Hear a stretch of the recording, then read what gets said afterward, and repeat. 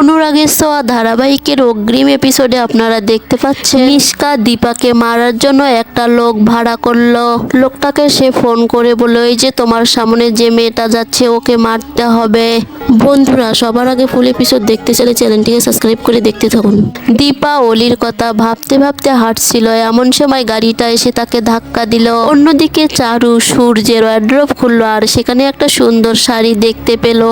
সে মনে মনে ভাবলো, সূর্য হয়তো বা এটা আমার জন্য এনেছে, আমাকে সারপ্রাইজ দেবে বলে। তারপর চারু সেই শাড়িটা পরলো আর সূর্যের চোখ ধরলো। তখন সূর্য বলল, তুমি আমার চোখ ধরছো কেন, ছেড়ে দাও।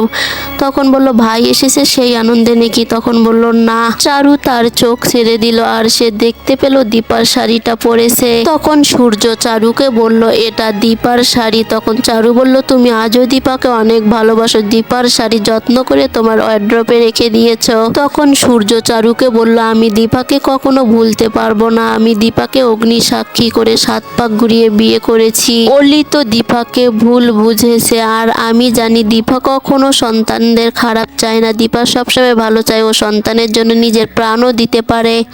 এসব কথা অলি শুনে ফেললো। তখন সূর্য বলল, অলিমা তুমি কখন এলে, তোমার না শপিং করার কথা ছিল। তখন অলি তাকে বলল, আই হেট ইউ পাপা। একথা বলে সে চলে গেল আর সূর্য অনেক কান্না করলো। অন্যদিকে জয়ী তার মায়ের কথা ভাবছে। তখন জয়ীর পাপা এসে বলল, তুই কি ভাবছিস মা?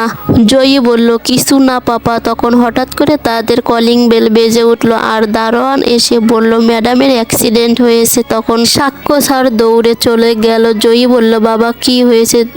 সাক্ষ্য কিছু না বলেই সেখান থেকে চলে গেল।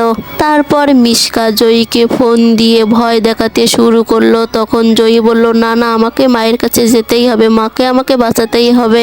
কথা বলে জয়ী দৌড়াতে শুরু করলো আর সেখানে গিয়ে দেখে সামান্য ধাক্কা লেগেছে। তারপর জয়ী দীপাকে জড়িয়ে ধরে বলল, মা তোমার কিছু হয়নি? তখন দীপা বলল, না মা, আমার কিছু হয়নি, ভয় পাওয়ার কোনো কারণ নেই। বন্ধুরা, এর পরের ভিডিও দেখার জন্য আমাদের চ্যানেলটিকে সাবস্ক্রাইব করে আমাদের পাশে থাকুন।